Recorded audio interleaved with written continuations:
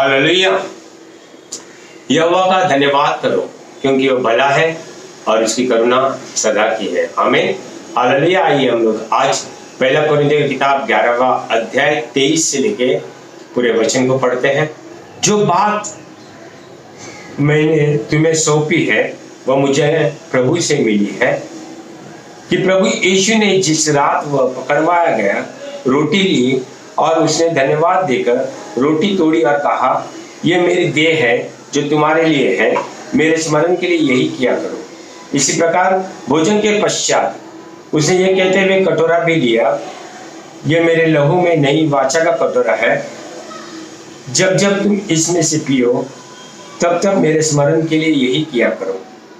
क्योंकि जब जब तुम इस रोटी को खाते और इस कटोरे में से पीते हो, जब तक प्रभु न आ जाए उसकी मृत्यु का प्रचार करते हो। इसलिए जो कोई अनुचित रीति से ये रोटी खाता और प्रभु के इस कटोरे में से पीता है वह प्रभु की देह और लहू का दोषी ठहरेगा।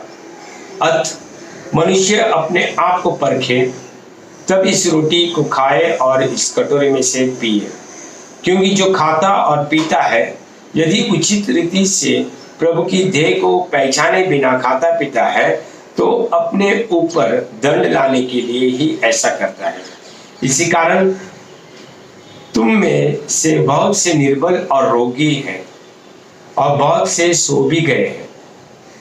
यदि हम अपने आप को ठीक से जांचते तो दंड न पाते, परंतु प्रभु दंड देकर हमारी ताड़ना करता है कि हम संसार के साथ दोषी न ठहराए जाएं। अतः मेरे भाइयों, जब तुम भोजन करने एकत्रित होते हो तो एक दूसरे के लिए ठहरा करो। यदि कोई भूखा हो तो अपने घर ही से खा ले, ऐसा न हो कि तुम्हारा एकत्रित होना दंड का कारण बन जाए। मैं शेष बातों को स्वयं आकर ठीक करूंगा। आज जो हम विषय पर बोलने वाले हैं वह एक महत्वपूर्ण विषय है जिसको हम प्रभु भोज कहते हैं। ये प्रभु भोज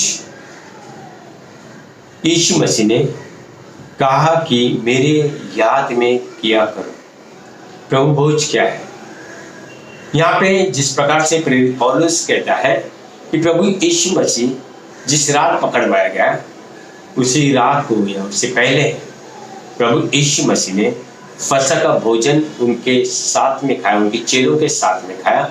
और चेलों के साथ में खाते वक्त उन्होंने रोटी तोड़ी और कहा कि ये मेरा देह है जो तुम्हारे लिए तोड़ा जाएगा। और उसके बाद उसने जैसे दाखरस में से पिया और वो जो है उस प्याले को उठाकर कह रहा था कि ये कटोरा ये जो मेरे नई वाचा का लहू है और ये तुम लोग किया करो मेरी याद में। एक बात अगर प्रभु यीशु मसीह कहता है मेरी याद में किया करो तो प्रभु भोज के बारे में। प्रभु भोज जो है कोई रीति रिवाज नहीं है।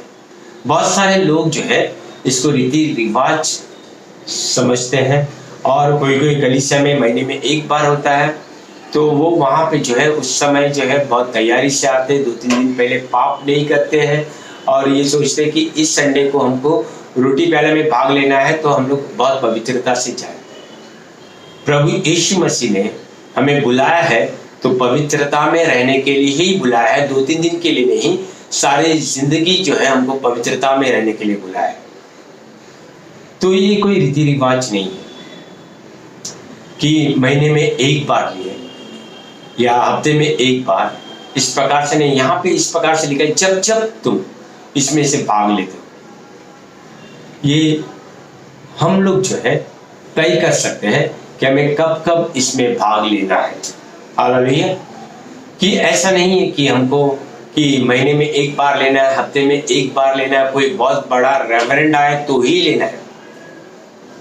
लेकिन ये हम रोटी प्याला में जो है कभी भी कहीं पर भी हमारे घर में भी भाग ले सकते हैं, हमारे परिवार के साथ में भी भाग ले सकते हैं। कि मैं बता दूं ये फसह का जो भोज है अक्सर परिवार एक साथ में मिलकर मनाते थे, या हो सकता है जॉइंट फैमिली या हम लोग जो है बड़ा परिवार हमारा होता था तो मतलब जो यहूदी लोग हैं वो उनके परिवार में या उनके पड़ोस में जो है मेमना अगर वो बहुत ज़्यादा होता था उनके लिए, तो बाजे वाले को लेते थे और उस मेमने में से वो भोज लेते थे। इसके लिए हमको समझना बहुत ज़रूरी है कि प्रभु भोज की प्रथा किसकी वजह से शुरू हुई। ये फसह का जो भोज है वहीं से शुरू हुआ, क्योंकि प्रभु यीशु मसीह उस फसह के भोज में ही ये कहते हैं।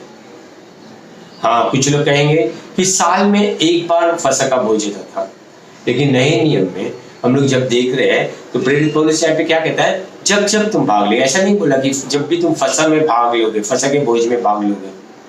ठीक है, तो मुझे और आपको जो है इसका महत्व समझना बहुत ही जरूरी है। मैंने पिछले दिनों में यहीं पर सुना था कि ये केवल जो है रोटी प्याला जो है कुछ और नहीं करता, केवल प्रभु यीशु मसीह की मृत्यु को हमको याद दिलाता है। हाँ, याद दिलाता है, लेकिन क्यों याद दिलाता है? उसके मृत्यु के दौरान क्या हुआ था। आइए हम लोग 2 वचन पढ़ते हैं। मत्ती का किताब 27वां अध्याय 50 और 51 वचन पढ़ते हैं। और यहाँ पे इस प्रकार से लिखा है, तब यीशु ने फिर ऊंची आवाज से चिल्लाकर प्राण त्याग दिया, और देखो मंदिर का पर्दा ऊपर से नीचे तक फटकर 2 टुकड़े हो गया। ये मंदिर का पर्दा जो है परम पवित्र स्थान और पवित्र स्थान के मध्य था, और इस परम पवित्र स्थान में केवल एक बार महायाजक साल में जाता था, और वो प्रायश्चित के दिन। लेकिन जब प्रभु यीशु मसीह ने क्रूस पर बलिदान दिया तो पर्दा जो है फट गया, और मुझे और आपको ये बताता है कि अब कोई फासला नहीं रहा। हमारे पाप प्रभु यीशु मसीह ने ले लिए हैं, और आज हम लोग हे अब्बा, हे पिता कहकर प्रभु के उस अनुग्रह के सिंहासन के पास कभी भी जा सकते हैं। आमीन, हालेलुया। वो फासला जो है हमारे बीच में जो है एक पर्दा था, वो पूरी तरह से फट गया प्रभु यीशु मसीह के मृत्यु के द्वारा।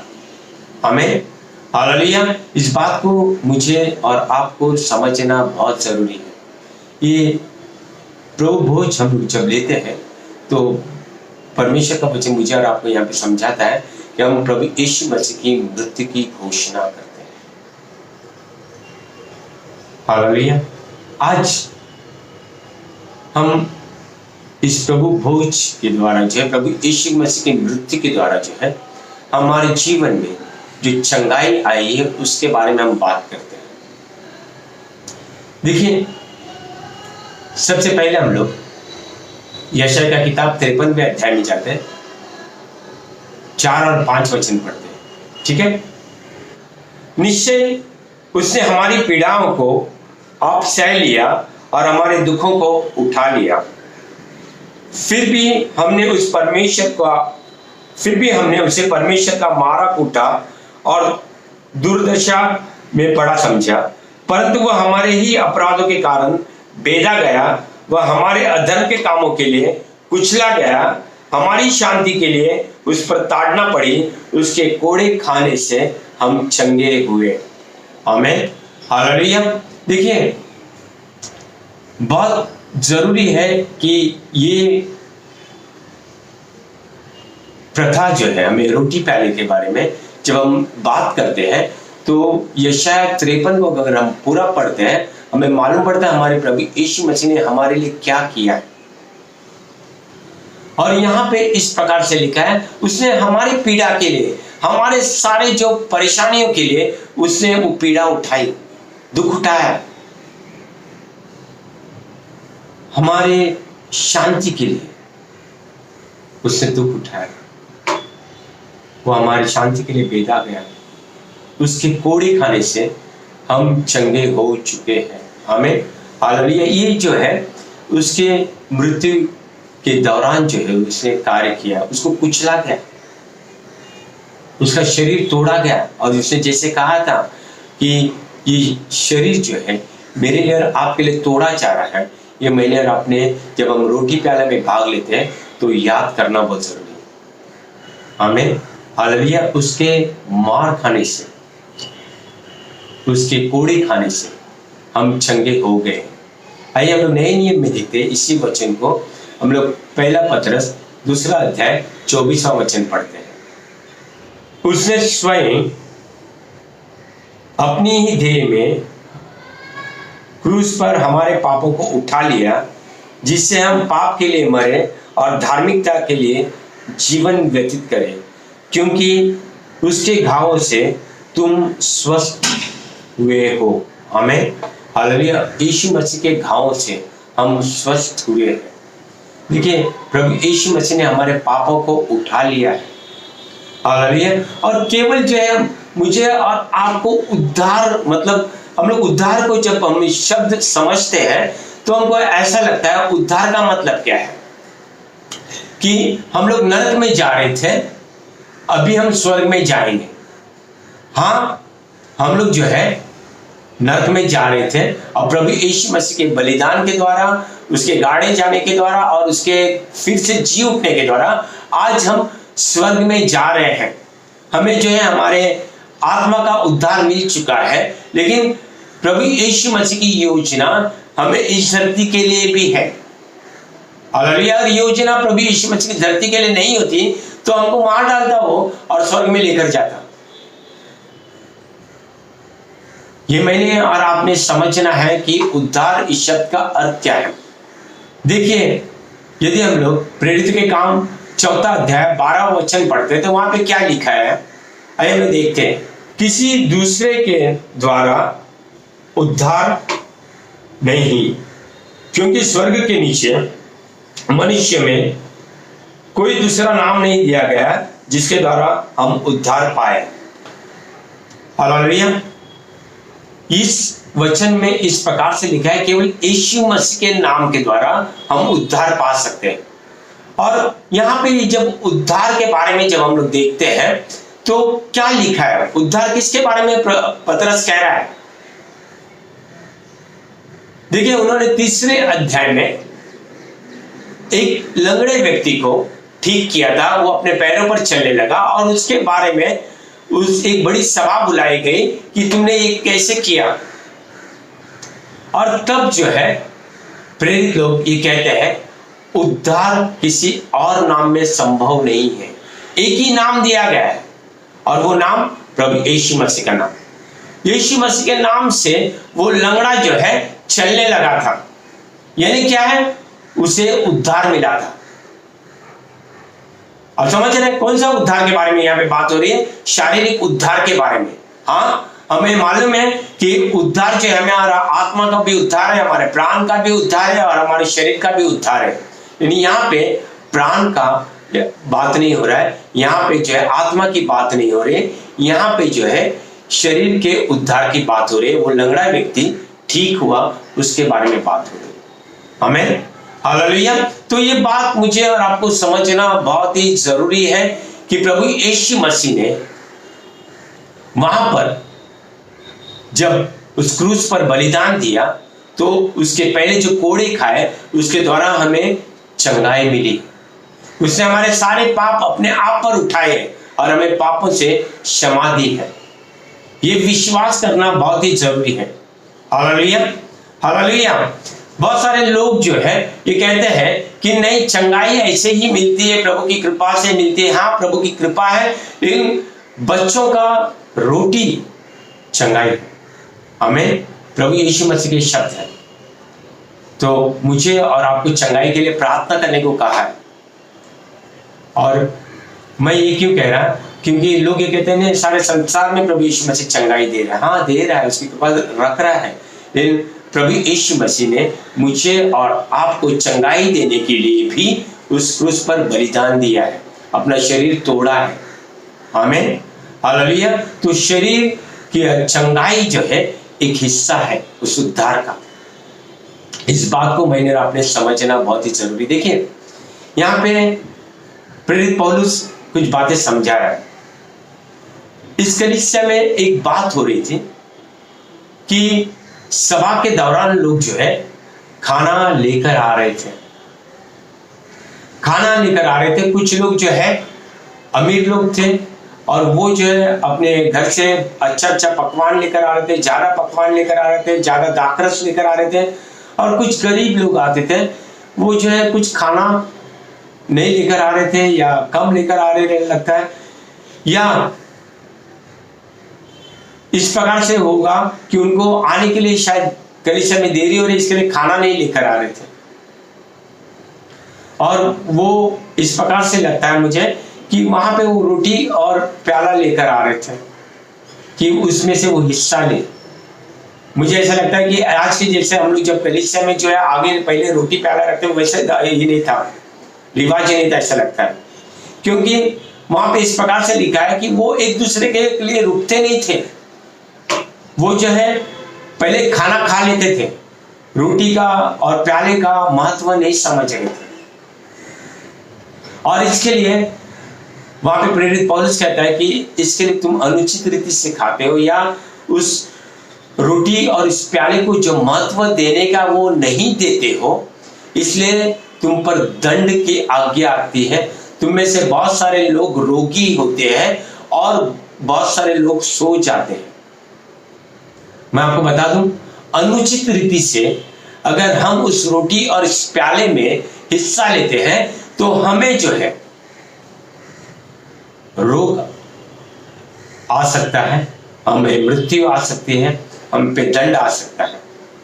तो अगर हम उचित रीति से इसमें हिस्सा लेते हैं तो वही वचन के अनुसार परमेश्वर हमें चंगाई देगा, हमें जीवन देगा, भरपूरी देगा। आमीन, हालेलुया।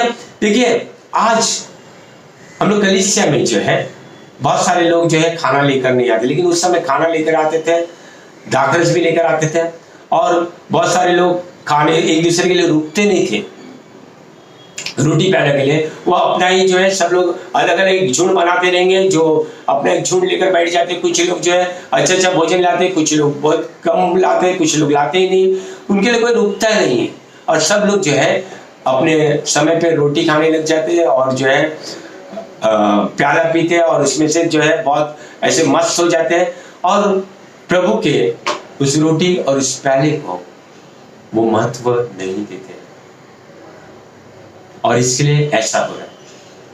वहां पे अगर हम लोग 11वें अध्याय के पहले वचन में से पढ़ने लग जाते हैं या पहले से थोड़े पहले से वचन पढ़ने लग जाते हैं तो वहां पे इस प्रकार से लिखा है तुम्हारे भीतर फूट है, इसके लिए मैं तुम्हें सराहता नहीं हूं। मतलब क्या है, वहां पे फूट भी थी और प्रेरित पौलुस हमको समझाता भी है कि फूट तो तुम्हारे बीच में होगी, मतभेद होंगे, लेकिन एक ही जो ग्रुप जो है उसको कबूल किया जाएगा या वो जो परमेश्वर के वचन के अनुसार चलते हैं उनको कबूल किया जाएगा। फूट तो रहेगी, मतलब मतभेद तो रहेंगे, फूट नहीं मतभेद तो रहेंगे, लेकिन ऐसे जो फूट नहीं रहनी चाहिए। आज कलीसिया में हम लोग भोजन नहीं लेकर आते हैं लेकिन फिर भी फूट होती है। आज हम लोग जो है हमारे धार्मिकता पे ज्यादा ध्यान देते हैं। हम लोग कहते हैं अरे वो क्या, वो तो बहुत पापी है, मैं जो है धर्मी व्यक्ति और मैं जो है इस रोटी प्याले में जो है उसके साथ में हिस्सा नहीं ले सकता। मैं आपको बता दूं, परमेश्वर के नजर में हम सब पापी हैं। केवल वही रोटी जो हम भाग लेने को आए हैं, जो प्रभु यीशु मसीह के शरीर को दर्शाता है, उसने मुझे और आपको धर्मी ठहराया है। उस शरीर को प्रभु यीशु मसीह ने जब तोड़ा तो मुझे और आपको धर्मी ठहराया है। हम नई वाचा में, वो अनुग्रह के सच्चाई की वाचा में हम इसलिए आए कि प्रभु यीशु मसीह ने अपना लहू का एक एक कतरा मेरे लिए और आपके लिए दे दिया। हमें, मैं और आप अपने आप में अपने आप को धर्मी नहीं कह सकते। आज मुझे और आपको प्रभु ये समझा रहा है कि मैं और आप जो है घमंड नहीं करें हमारे खुद के जीवन पे। आज भी अगर परमेश्वर लेखा लेने लगेगा प्रभु यीशु मसीह को हमारे जीवन में से हटाकर, तो हम में से कोई भी इसके सामने खड़ा नहीं रह सकता है। केवल प्रभु यीशु मसीह का लहू मुझे और आपको पापों से शुद्ध करता है। इस बात को मैं और आप समझें। हालेलुया। लेकिन मैं आपको एक बात बताना चाहता हूं, एक ही बात, कि हम जो है इसको अर्थपूर्ण तरीके से भाग लें। ये हमें कलीसिया में भाग लेना जरूरी नहीं है, हम घर घर में भी भाग ले सकते हैं। हमारा परिवार जहाँ पे है, बाइबल कहता है 2 या 3 लोग जहाँ पे उपस्थित है वहाँ पे प्रभु यीशु मसीह उपस्थित है। तो वहाँ पे भी इस रोटी और इस प्याले में भाग ले सकते हैं। कोई बिशप, कोई पासवान, कोई रेवरेंड जो है इस रोटी और इस प्याले को ज्यादा आदर नहीं दिला सकता है। प्रभु यीशु मसीह ने उस क्रूस पर पूर्ण कार्य किया है और आज जो है मैंने और आपने जो है उस पर थोड़ा सा भी बढ़ाना नहीं है, थोड़ा सा भी घटाना नहीं है। प्रभु यीशु मसीह की मृत्यु की जब हम घोषणा करते हैं तो हम ये घोषणा करते हैं प्रभु यीशु मसीह के द्वारा जो है हम परमेश्वर पिता के संतान हो गए। जितनों ने प्रभु यीशु मसीह पर विश्वास किया उसको परमेश्वर ने अपना संतान होने का अधिकार दिया है। और इसलिए जो है मैं और आप प्रभु यीशु मसीह के साथ में चले और हर एक बार जो है ये साल में एक बार करने की प्रथा नहीं, महीने में भी एक बार जरूरी नहीं। अगर कोई महीने में एक बार करता है हम उसके विरोध में नहीं है, साल में कोई एक बार भी करता है तो उसके भी विरोध में नहीं। लेकिन ऐसा नहीं है कि केवल जो है साल में हम एक बार करें, महीने में एक बार करें, हम इसमें रोज रोज भी भाग ले सकते हैं। आमीन, हालेलुया। रोज रोज हम एक घोषणा कर सकते हैं प्रभु यीशु मसीह मेरे लिए मरा है। जब भी हम इसमें भाग लेते हैं हम प्रभु यीशु मसीह की मृत्यु की घोषणा करते हैं। आमीन, हालेलुया। क्या आप उस परमेश्वर के किए हुए कार्य पे पूरी तरह से भरोसा करना चाहते हो?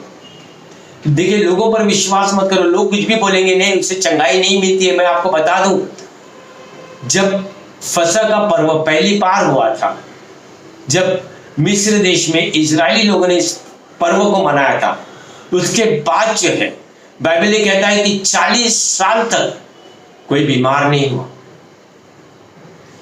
किसी के कपड़े फटे नहीं, किसी के जूते घिसे नहीं। वो जो है परछाई थी और उसकी वजह से परमेश्वर ने इतना सामर्थ बताया। तो आज जो है वास्तविकता है प्रभु यीशु मसीह और उसके बलिदान के द्वारा जो है अगर हम उस फसह के मेमना में जो है हम भाग लेते हैं, हम उसके प्रतीक में भाग लेते हैं, प्रभु यीशु मसीह के अनुसार जो है हम उसके बलिदान को रोज याद करते हैं, तो हमारे जीवन में परमेश्वर की कितनी चंगाई कार्य करेगी, कितना अद्भुत कार्य हमारे जीवन में होंगे। हम थोड़ा सोच सकते हैं और विश्वास कर सकते हैं और विश्वास के द्वारा आगे बढ़ सकते हैं। आमीन, हालेलुया, हालेलुया। देखिए, आज भी फूट की कहीं पर भी जरूरत नहीं है, क्योंकि मैं और आप धर्मी केवल यीशु मसीह के द्वारा ही। हमारी धार्मिकता केवल यीशु मसीह के द्वारा ही। हमारी अपनी धार्मिकता गंदे चिंदी के समान है। और आज जब हम लोग भाग लेते हैं हमारी धार्मिकता पे आधारित नहीं। जब अनुचित रीति से बोल रहे हैं तो ये बात नहीं है कि हम लोग जो है कि पाप किए हैं तो जो है हम इसमें भाग नहीं ले सकते। नहीं, हाँ, परमेश्वर ये चाहता है कि हम पवित्रता में भाग ले। मुझे एक बात बताइए, कौन ऐसा पूरी तरह से पवित्र है जो अपनी पवित्रता से इसमें भाग ले सकता है? और फिर हमको केवल इस रोटी और इस प्याले में भाग लेने के लिए पवित्र नहीं बनना है। मैं फिर से दोहरा रहा हूं, हमारी जिंदगी पवित्रता से भरी होनी चाहिए और वो पवित्रता हमें प्रभु यीशु मसीह का आत्मा दिलाएगा। प्रभु यीशु मसीह का आत्मा हमें सहायता करेगा पवित्रता में चलने का।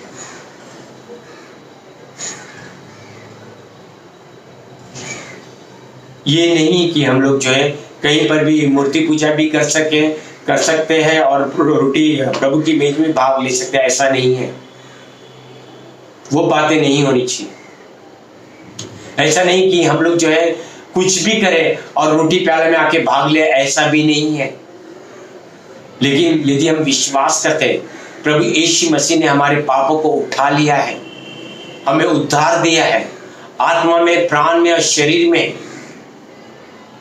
तो हम जो है उस विश्वास के अनुसार चलेंगे और उस विश्वास के अनुसार चलते हैं, हम गिरेंगे तो भी परमेश्वर उठाएगा। लेकिन फिर से मैं बता रहा हूँ, ये रोटी और इस प्याले में हम लोग जब भाग लेते हैं, हम लोग इस बात को कबूल करते हैं कि प्रभु यीशु मसीह ने हमें धार्मिकता दिलाई। प्रभु यीशु मसीह के बलिदान के द्वारा आज हम परमेश्वर के संतान ठहरे। आमीन, हालेलुया, हालेलुया। आज जैसे हम लोग रोटी प्याले में भाग लेंगे, पूरी तरह से इसका अर्थ समझकर भाग लें। देखिए, मैं बता रहा हूं, ये बहुत ही सामर्थी प्रथा है। प्रभु यीशु मसीह ने अपनी याद में करने के लिए कहा है, अपने बलिदान की याद में। तो मैंने और आपने इसका बहुत आदर करना है। और जब हम आदर के तरीके से इसमें भाग लेंगे तो हमारे जीवन में हम बहुत कुछ हासिल करेंगे। हालेलुया। विश्वास करो और अपने जीवन में ये करके देखो। हालेलुया। जो भी आप विश्वास के द्वारा करोगे, वचन में लिखा है वो बातें, तो आपके जीवन में परमेश्वर भरपूरी का आशीष देगा। देखिए, लोग बोलते हैं कुछ भी, ये प्रथा है, केवल हम लोग को याद करना, ऐसा नहीं है। और ऐसा करके आप भाग लोगे तो आपके जीवन में आप कुछ हासिल नहीं करोगे। अविश्वास से आप ये करते हो, इसमें भाग लेते हो। लेकिन विश्वास से भाग लो कि प्रभु परमेश्वर ने जब परछाई के द्वारा जो है, जब उन्होंने भाग लिया, उनको इतना आशीष दिया, तो हम वास्तविकता, प्रभु यीशु मसीह वास्तविकता है और वो फसह का मेमना है। उसके द्वारा जो है, जब हम उसके बलिदान को याद करते हैं और उसमें उस रोटी और इस प्याले में भाग लेते हैं, हमारे जीवन में परमेश्वर क्या कुछ नहीं करेगा। आमीन, हालेलुया।